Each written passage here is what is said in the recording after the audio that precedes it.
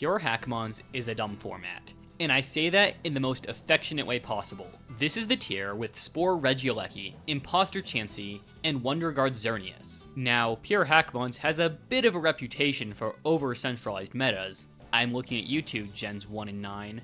But even with the crazy stuff going around, some weird Pokemon still manage to be somewhat usable. You see, whenever you allow any Pokemon that is hypothetically usable within the games, you get some absolutely broken strategies. And what better way to counter broken strategies than with some stupid not fully evolved Pokemon? But we'll get to that. So what kind of stuff does Pure Hackmons allow? Overall, what Pure Hackmons allows for is any move, any abilities, and to have a maximum amount of EVs in every one of your stats. Though, there's also some strange stuff that can vary from generation to generation, such as Eternamax Eternatus in Generation 8. For the purpose of this video, I'm going to be trying to avoid Wonder Guard Pokemon, because just about anything with unique typing can be used as a Wonder Guard Pokemon. Farigiraf? Sure. Escavalier? In the same tier as Mega Scizor? Technically viable. Oranguru? S- tier. There is one Pokemon that uses Wonder Guard that I do want to discuss, but that's for later. So, back to not fully evolved Pokemon countering broken stuff. The broken stuff in question isn't actually broken, just really good. And that really good stuff is Primal Groudon. Primal Groudon is A rank in Generation 6, with entire teams being built with only Primal Groudons. Now what's the counter to this destructive Mold Breaker Shell Smash sweeper? The second stage of a Route 1 bug, and one of the worst ones at that.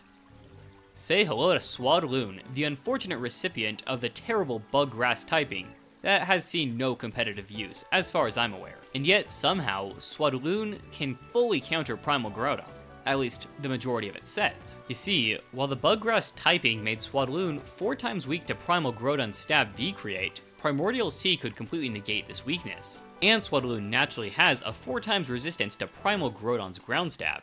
While hypothetically Primal Groudon could use a Flying-type move to decimate Swadloon, it isn't really worth the trade-off to stop a single Pokemon that isn't good in any other way. Weavani could also fulfill the niche that Swadloon fills, and it does it a bit better due to being able to hold Shed Shell to escape Shadow Tag.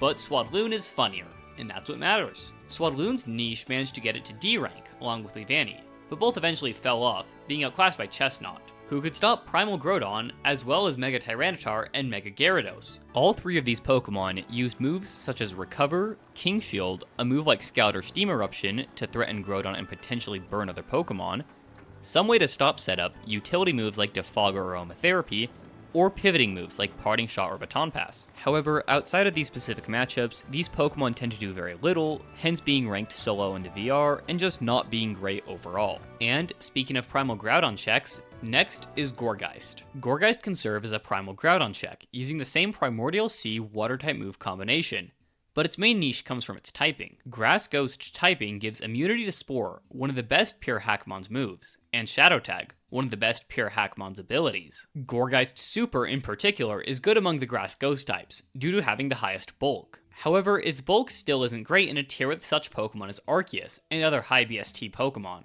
so it struggles to do much and have good longevity. Even though Gourgeist is immune to Shadow Tag, it's highly threatened by Pursuit, hindering its viability even farther. In Gen 6 and 8, it was a C-tier Pokemon, though eventually fell off the viability ranking. In Gen 9, however, it still remains at C rank, which is pretty good for a PE ranked Pokemon. From what I could find, Gourgeist has a fair amount of sets, with none of them being that great. It can run Primordial Sea for Groudon, Prankster for the ability to pester opponents with Spore, Destiny Bond, or Curse, Magic Bounce to block status moves like Taunt, Will-O-Wisp, or Glare. The sets I found use Leftovers, as it doesn't need to run Shed Shell, and would use Curse, Recover, and Spore/Baton Bass to help maintain momentum. Remember how I said I wasn't going to talk about Wonder Guard Pokemon, but how there was one exception? Well, that exception is Ditto. Ditto in Standard Play is defined by its signature ability, Imposter, and any use it has comes from that ability. However, in Pure Hackmons, anything can run the ability Imposter, and chances are any other viable Mon is going to be significantly better at running it. So what does a pure normal type with atrocious stats do to find a niche in a tier with Shadow Tag Arceus? Well, Ditto has 2 signature items, often forgotten about due to not synergizing well with Imposter. These items, Metal Powder and Quick Powder, will double Ditto's defense and speed respectively. Metal Powder is near useless, as Ditto is still very frail and weak, even with double defense. Quick Powder, on the other hand, allows Ditto to have a pretty great speed stat, being equivalent to about base 150. This allows Ditto to be a decent enough Wonder Guard Pokemon, as Normal only has one weakness. Ditto can also leverage its high speed to use moves such as Taunt, Gastro Acid, and Spore. In addition, Quick Powder means Ditto will be faster than imposing Imposter Pokemon, as they won't gain the Quick Powder speed boost. Ditto will also run Substitute and Baton Pass to scout out moves, prevent status, and pass a sub to one of your other Pokemon.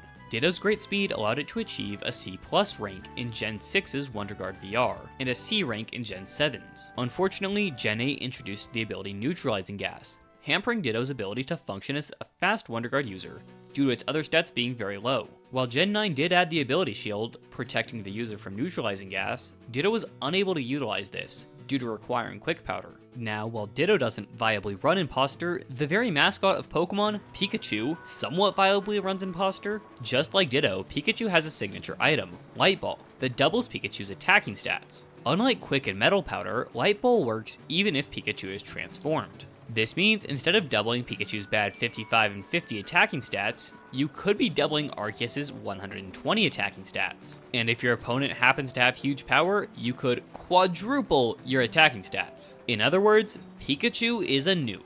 However, Pure Hackmons doesn't really lack power.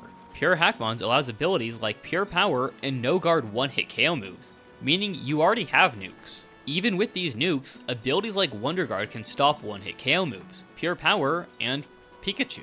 Even if Pikachu happens to transform into a Mold Breaker Pokemon, it will have to speed tie against the opponent, as it can't use Choice Scarf. For this reason, Pikachu often requires paralysis support. Even beyond that, some teams include strategies to stop imposter Pokemon, such as having a perfect counter to a Pokemon that would be a target for imposter, or by using Substitute. However, due to Pikachu's attack doubling Light Ball, it can break through some methods of imposter proofing, but not all. So, to reiterate, to get a uselessly strong Pokemon, you need to spread paralysis across your opponent's team, and hope that you don't get stopped by imposter proofing, and hope that your opponent doesn't have any other strategies that could stop it. Prankster Destiny Ball on anyone, and then, and only then, you could sweep your opponent's team. Or you could just use sheer cold No Guard Regieleki and have half the issues with none of the support. Pikachu was only ranked in Gen 7, being a C rank, and while it was C rank in Gen 6 and 8, it was eventually moved from the VR. Lastly, we have another electric-type Pokemon, but unlike Pikachu, this one wasn't very niche, at least at first. Nothing says overpowered like a Pokemon's ranking on a VR being its name. And here we have Gen 1 Electrode, easily the strongest Gen 1 Pure Hackmons Pokemon. This Aide's video goes more in depth on why it's so good, but in short, Sleep is overpowered and Electrode is really good at putting stuff to sleep. Gen 2, at least as far as I can tell, it's still pretty good, but Sleep Talk and Held items don't make it the insta-win button it was in Gen 1. Electrode fell off hard in Gen 3 because Ninjask outclasses every other speedster. In Generation 4, Deoxys Speed rose to prominence due to Pokemon being able to have any ability. Electrode was still decent, being a B- rank due to being able to use abilities such as Wonder Guard, which is quite good on a pure electric type. Electrode got better in Gen 5 due to sleep buffs, rising to A+ rank. Gen 6 is when I would consider Electrode to truly become niche, falling to C- rank. This was mainly due to power creep and more so speed creep. Electrode would later fall off the viability rankings, never getting back on the viability rankings. However, while Electrode wasn't ever on the viability rankings again, Electrode received an upgrade in the form of Hisuian Electrode, who in Pure Hackmons is pretty much exactly the same, except for gaining a grass typing. This grass typing is very useful as it grants a spore immunity. This helped Hisuian Electrode to rise to B rank. While this is arguably not niche, I just kinda wanted to talk about Electrode as it has quite the history in Pure Hackmons. Well anyways, thanks for watching. Hope you enjoyed the video. I'd like to give a huge thanks to Sheeplol for helping with this video. It would be in no way possible for me to have made this without them. So thanks Sheeplol. If you liked this video, consider giving it a like. If you didn't like this video, consider giving it a dislike and telling me what I can improve in the comments. And if you want more, consider subscribing. Also, hope you enjoyed the editing. I tried to change up what I traditionally did with the editing, so tell me what you think of it in the comments. I've been Blip Exists. Hope to see you later.